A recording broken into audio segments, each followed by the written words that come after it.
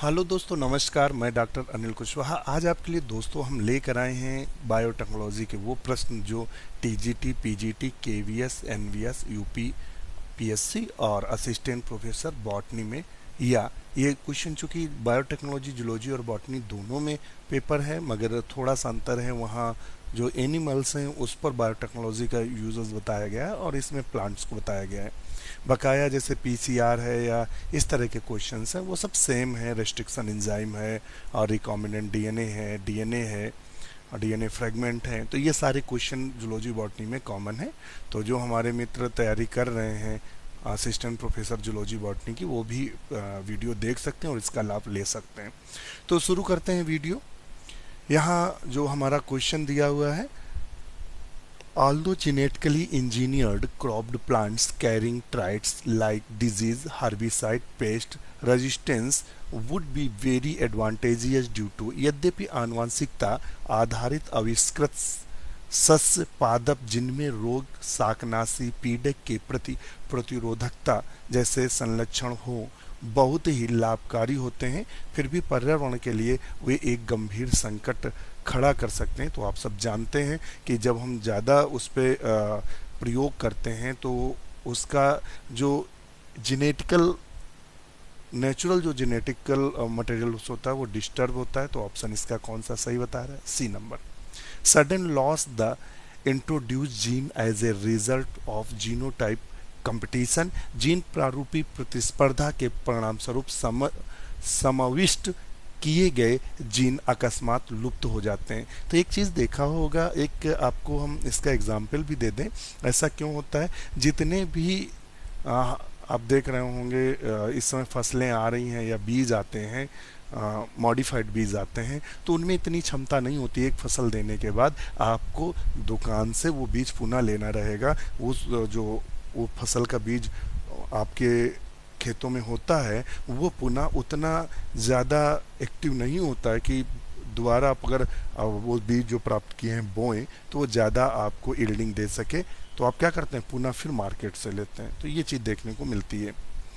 इसने देख भी रखा है, यद्यपि आनुवंशिकता आधारित आविष्कृत सस्य यानी जेनेटिकली इंजीनियर क्रॉप प्लांट जिसमें रोग, शाकनाशी, पीड़क के प्रति प्रतिरोधकता जैसे लक्षण हो, बहुत ही लाभकारी होते हैं, फिर भी ये पर्यावरण के लिए वे गंभीर संकट खड़ा कर सकते हैं, क्योंकि जीन रूपी प्रतिस्पर्धा के परिणाम स्वरूप समाविष्ट किए गए जीन अकस्मात लुप्त हो जाते हैं। नेक्स्ट क्वेश्चन देख लेते हैं। Rare hybrid plant can be saved by, दुर्लभ संकर पादपों को बचाया जा सकता है। तो हम किसके द्वारा बचाया जा सकता है? तो सिंपल सी बात है, कल्चर करके। तो यहाँ जो कल्चर उसने दिया है वो उसने दिया है कि हम पॉलन कल्चर करके हम उनको बचा सकते हैं।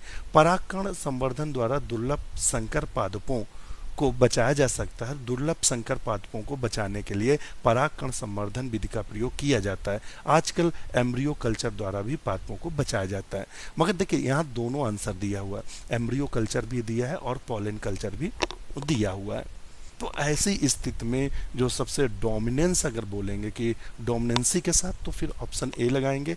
बी भी सही है और सी भी सही माना जाएगा, क्योंकि हम इसको भी प्रोटोप्लाज्म कल्चर करके भी पौधों को बचा सकते हैं, मगर यहाँ जो माना गया है वो ए माना गया है। तो ऐसे भी क्वेश्चन आते हैं कि मिलते जुलते आंसर होते हैं।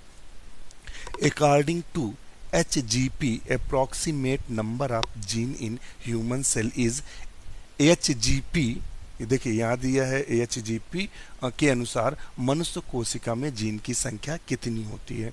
तो देख लेते हैं भाई जीन की संख्या कितनी बता रहा है। तो HGP ह्यूमन जीनोम प्रोजेक्ट के अनुसार मनुष्य कोशिका में जीन की संख्या लगभग कितनी बता रहा है? 30,000 से 32,000 के लगभग होती है। तो HGP के अनुसार, ये TGT बायोलॉजी 2011 में पूछा गया, यानी ह्यूमन जीनोम प्रोजेक्ट के अनुसार। नेक्स्ट क्वेश्चन है, ब्लंट एंड जो हम प्राप्त करते हैं, अचीव्ड करते हैं, तो blunt and ligation is achieved by, तो किसके द्वारा प्राप्त करते हैं? तो ऑप्शन बी सही, T4 DNA ligase. Blunt and ligation is achieved by T4 DNA ligase, ध्यान रखिएगा। नेक्स्ट क्वेश्चन है, flavour tomato is developed by using, जो फ्लेवर टोमेटो है वो किसके यूज के द्वारा बनाया गया है, तो हम आपको बता दें ऑप्शन बी सही है, antisense RNA technology, antisense RNA technology के द्वारा बनाया गया। यूपीपीएससी प्री 2010 में पूछा गया क्वेश्चन है। ये जो क्वेश्चन है ये किस लेवल का, ये आपको असिस्टेंट प्रोफेसर में भी आ सकता है। Which of the following enzyme is obtained from thermophilus aquaticus, तो आप सब जानते हैं टैग पॉलीमरेज जो पीसीआर में यूज होता है, पॉलीमरेज चेन रिएक्शन में खूब क्वेश्चन पूछते हैं ये।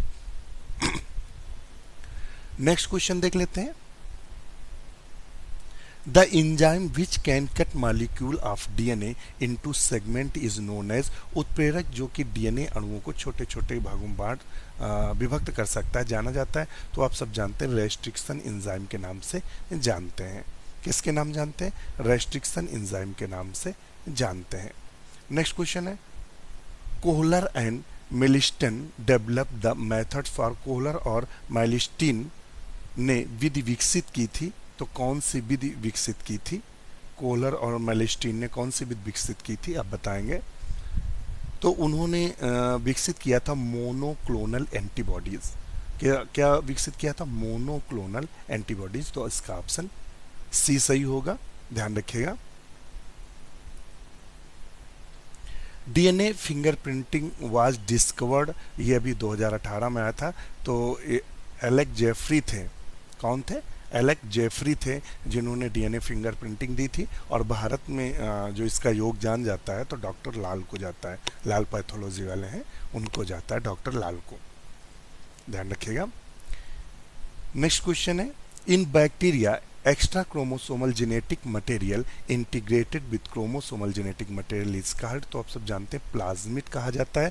प्लाज्मिड जो होता है वो एक्स्ट्रा क्रोमोसोमल मटेरियल होता है। नेक्स्ट क्वेश्चन देख लेते हैं, who among the following is regarded as the father of biotechnology, father of biotechnology किसे बोलते हैं?